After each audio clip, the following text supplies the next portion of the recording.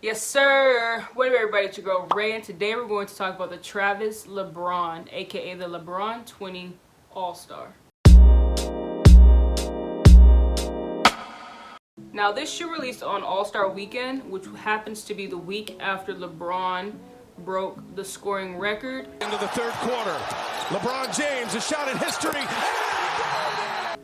So given that and also All-Star Weekend, I had to cop these. As you can see, people call these the Travis LeBrons because the swoosh is reversed.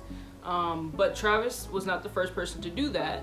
So I don't know why they do that anyway, because I believe LeBron had a reverse swoosh before on prior models. I cannot tell you which model that is, because for me personally, the only LeBrons that I cared about growing up were the LeBron 11s, which I will eventually reach back for. But as you can see, it is a double swoosh reverse Nike check. On the upper, you have this like cloud-like image as if it's the sky. It also kind of reminds me of the snow in Utah, but I don't think there is an actual breakdown on what this upper means here, but that's what I get from it. You do have your little lime hints.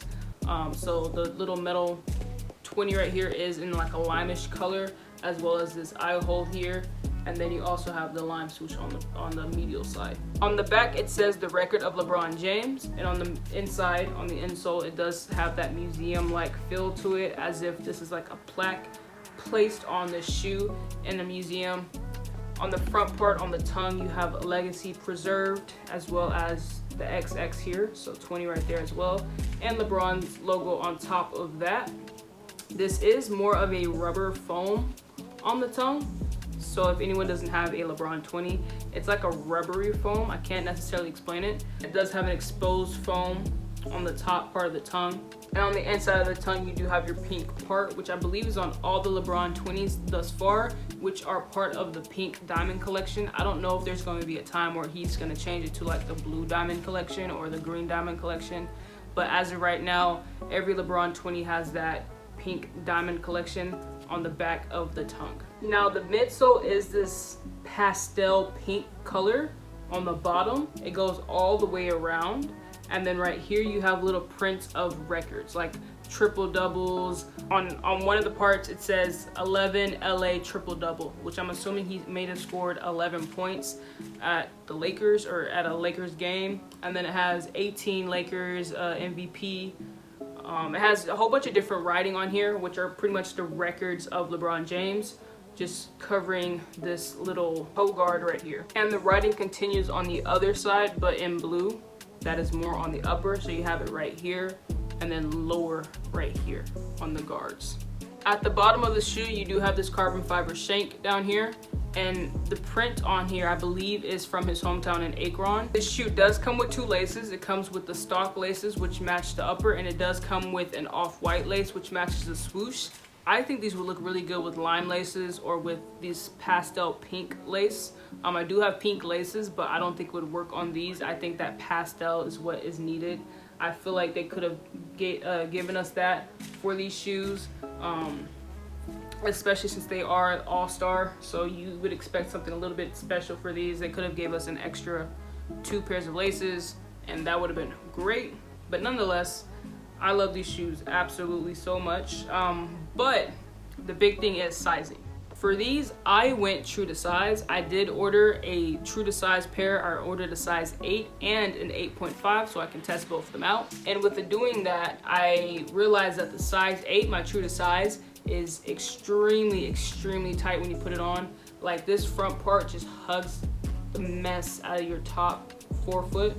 So I think it's because of this pipe lining here. This part right here, it's super tight on your foot, which makes it seem like you want to go up a half a size. The 8.5 fit perfectly. The only issue was I did have a good amount of room, probably about this much of room on my toe, which isn't too crazy, but I was thinking like this is a basketball shoe, and basketball shoes tend to break in pretty quickly when you play in them. So I started thinking long term. The question was, how would these feel if I worn these 20 times? Would they be too loose? And so because of that, I went back to the size 8. And yes, it had that tight feeling, but I decided to just walk around the house, try to break them in a little bit and see how I feel later. After walking around the house for a few hours, my forefoot didn't have any pain anymore. There was no issues with the forefoot, because like I said, when I first put these on, this was extremely tight, that even on the mud guard on my pinky toe was hurting. So I was like, yeah, I don't think I'll be able to do this. I'm gonna have to do the 8.5, but I gave the size 8, my true to size, a chance, and it worked out fine. I want to say by the end of the day, I put these shoes back on and no problems at all. It's the perfect tightness that I like for a basketball shoe. It feels very comfortable, not just in the heel but in the forefoot. It just feels great. It's probably with that Cushlon on here, this shoe just feels tremendous. The first time I tried this on, I did understand why people were saying these are comfortable, because I was rethinking choices, but after a while, it's a very comfortable basketball shoe. I want to say it's more comfortable than my Pumas, and by Pumas I mean my MB01s, but I'm not sure. The only thing different is that this one has a little bit more cushion in the forefoot. I feel like my Puma MB01s have less comfort in the forefoot, and I haven't really worn my MB02s yet. They're just kind of sitting up there right now, but with the 01s, there's less cushion in the front, so this makes this a little bit more comfortable than the MB01s in my opinion. But traction, tremendous. This is not a translucent outsole, it is rubber, so I feel like it should perform pretty good outside, but I still think that it will tear up a bit in an outdoor court, especially since the grooves are thinner.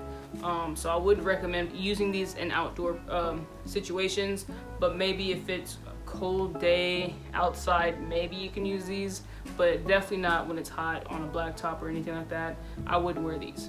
All in all, when it comes to sizing, if you can, I say stay true to size. It will be extremely tight when you first put it on, but I say go true to size. Now, if you have an extremely wide foot, then go ahead and go up half size. I have a medium to wide foot, so I stay true to size and they fit fine to me.